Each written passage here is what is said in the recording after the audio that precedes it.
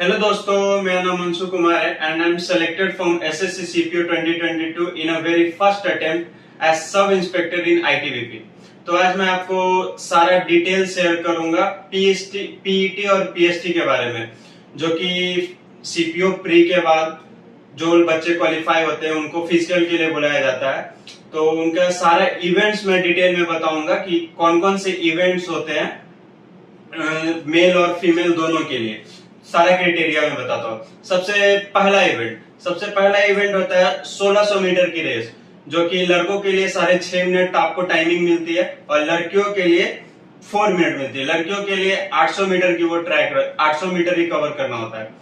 तो first event 1600 metre की race लड़कों के लिए, 800 मीटर लड़कियों के लिए। लड़कों के लिए टाइमिंग 6.5 मिनट मिलती है और लड़कियों के लिए 4 मिनट मिलती है।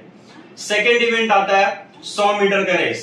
100 मीटर की रेस में लड़कियों को मिलता है 18 सेकेंड और लड़कों को मिलता है 16 सेकेंड। 16 सेकेंड में आपको कंप्लीट करना होता है वो 100 मीटर और लड़कियों को 18 सेकेंड में। अगला इवेंट आता है लॉन्ग जंप। लॉन्ग जंप में क्या होता है, 12 फीट की रहती है वो लॉन्ग जंप, आपको 12 फीट क्रॉस करना है। 12 फीट लड़कों के लिए होता है 3.65 मीटर, 12 फीट से थोड़ा सा स्लाइटली कम ही रहता है और लड़कियों का 9 फीट रहता है। नेक्स्ट इवेंट आता है हाई जंप। हाई जंप में 4 फीट लड़कों का रहता है और लड़कियों का 3 फीट रहता है। लड़कियों का 3 फीट, तो लड़कों का थोड़ा सा हार्ड हो जाता है एज कम्पेयर टू लड़कियों का। अगला इवेंट आता है शॉर्ट पुट। शॉर्ट पुट बहुत इजी रहता है, इसमें कोई भी अभी तक रिजेक्ट नहीं होता है। लगभग जो भी इन सारे इवेंट को कंप्लीट करके आते हैं वो शॉर्ट पुट आराम से इजीली फेंक देते हैं। वो गोला रहता है 6 या 7 केजी का रहता है, उसको 12 फीट आपको फेंकना रहता है, वो इजीली फेंका जाता है, उसमें कोई गलती नहीं है। ये सारे इवेंट्स होने के बाद लाइक 1600 मीटर की रेस, 100 मीटर की रेस, उसके बाद फिर long jump, high jump, short put, ये सारे कुछ होने के बाद आपको थोड़ा देर के लिए रेस्ट मिलता है। उसके बाद आपका शुरू होता है पीएसटी, फिजिकल स्टैंडर्ड टेस्ट। उसमें आपका हाइट, चेस्ट और वेट नापा जाता है। तो हाइट के लिए क्राइटेरिया होता है, लड़कों के लिए 170 सेंटीमीटर होती है, मिनिमम हाइट चाहिए 170 सेंटीमीटर।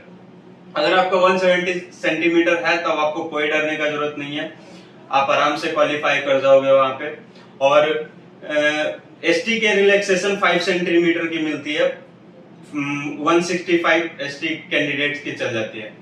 उसके बाद फिर हाइट हो गया। चेस्ट में मिनिमम 80 सेंटीमीटर चाहिए और 5 सेंटीमीटर एक्सपैंड करना होता है। मिनिमम 80, अगर आपका चेस्ट ज्यादा है लाइक 90 सेंटीमीटर आपका चेस्ट बन रहा है तो आपको 5 सेंटीमीटर एक्सपैंड करके 95 तक आपको ले जाना पड़ेगा। अगर आपका 85 चेस्ट हो रहा है तो उसको 90 आपको एक्सपैंड करके, मतलब 5 सेंटीमीटर आपको एक्सपैंड करना ही करना है।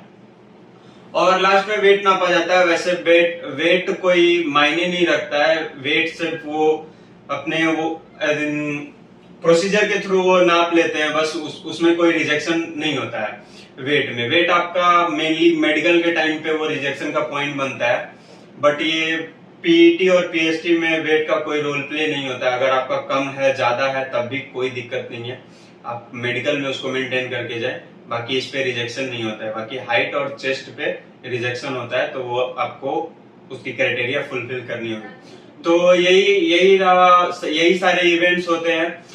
बाकी मैं अगला वीडियो में अपना पर्सनल एक्सपीरियंस के बारे में बताऊंगा कि कौन से इवेंट कैसे हुए थे हमारे, कैसे वहां पे क्या सिचुएशन होता है, कैसे स्टाफ होते हैं, कैसे क्वालिफाइंग कितने % बच्चे क्वालिफाई हुए थे, क्या क्या प्रॉब्लम आई थी। इस पे सारा वीडियो में नेक्स्ट वीडियो अपना एक्सपीरियंस शेयर करूंगा कि पीईटी पीएसटी का मेरा एक्सपीरियंस, पर्सनल एक्सपीरियंस कैसा था, और मैं आपको सजेस्ट करूंगा कि आप कैसे कर सकते हो, कैसे तैयारी कर सकते हो, वो मैं अपना पर्सनल एक्सपीरियंस बताऊंगा।